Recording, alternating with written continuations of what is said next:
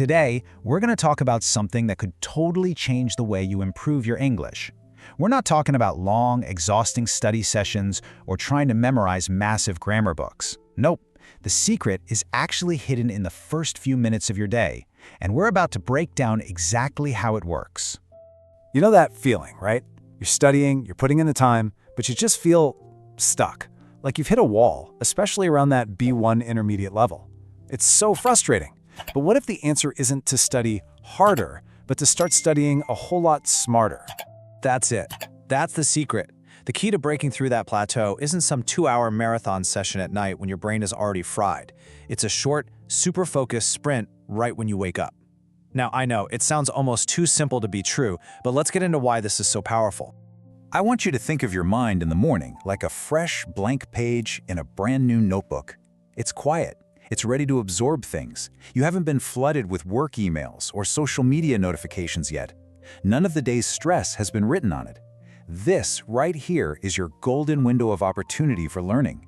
You know, the very first thing you do in the morning really does set the tone for everything that comes after. It's kind of like picking the first song on a road trip playlist. If you start with something stressful, that vibe just sticks with you. But if you start with something calm, intentional, and productive, like this little English routine, your brain stays on that positive, focused track all day long. So, what does this actually look like? Well, let's call it your smart English breakfast. And don't worry, this isn't some heavy, complicated meal. It's just 4 light, simple linguistic snacks that take less than 15 minutes. The whole point here isn't pressure. It's all about easy, consistent practice. Okay, let's break these 4 steps down. First up, smart listening. While you're making your coffee or tea, just put on some English audio. Don't worry about understanding every single word. The goal is just to let your brain soak it all in, like a sponge. Second, awaken your tongue. For just 2 minutes, speak English out loud. You can start with something simple like, my plan for today is. The point is just to get your mouth moving with zero judgment. Third, clear the mental desk. Write 3 easy sentences. Just get a few thoughts organized in English. And finally, number 4, my favorite, water the plant. Take 1 single minute to review 1 word you learned yesterday. That's it. It's this tiny little action that makes knowledge stick and grow. Now, I know what you might be thinking. Can 15 minutes really make that big of a difference? Well, let me tell you about Adam. His story is the perfect example of just how powerful this approach can be. Adam felt totally overwhelmed, probably just like a lot of us have. So on the left, you see the before picture. Adam was trying to force himself to study for 2 long hours every single night. He was exhausted, overwhelmed, and honestly, it just wasn't working. Then he made a switch. The after picture on the right shows his new strategy. Just 10 focused minutes on the bus ride in the morning. The difference is huge, right? It's a total shift from a frustrating chore to a steady, manageable habit. This right here was his turning point. This one simple decision to give that first quiet part of his day to his goal, it changed everything for him.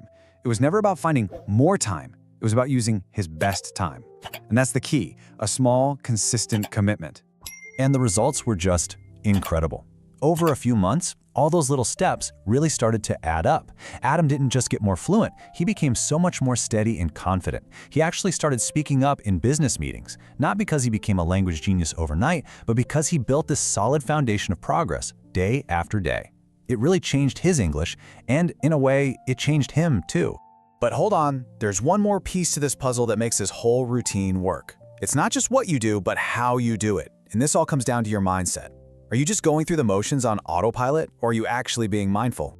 Let's look at these 2 mindsets. On one side, you've got the autopilot mindset. This is when you're basically acting like a machine, you know? You're not really mentally present. You might be listening to English, but are you really hearing it? Then, on the other side, you have the mindful mindset. This is where you're fully present and intentional. You're consciously listening for a new word, or you're really thinking about that one sentence you're writing. This is the difference between empty practice and real effective learning. So to get into that mindful state, your goals have to be realistic. A realistic goal is just one that's achievable, one that doesn't feel overwhelming. Adam, trying to study for 2 hours a night, that wasn't realistic for him, but this is. My realistic goal is 15 minutes every morning. Can you feel how different that is? It's manageable. And it lets you be mindful and present because you're not all stressed out about the time. So, I want you to remember this when you start your day tomorrow. That quiet moment in the morning, it's so powerful. It's like you have a direct line to your future self, the one who speaks English with confidence. What you choose to do in that quiet time is exactly what your future will hear. So I'll leave you with this question. It's not just about finding 15 minutes, it's about how you're going to use them. How will you choose to be present, intentional, and mindful in that small window of time? The blank page is waiting for you.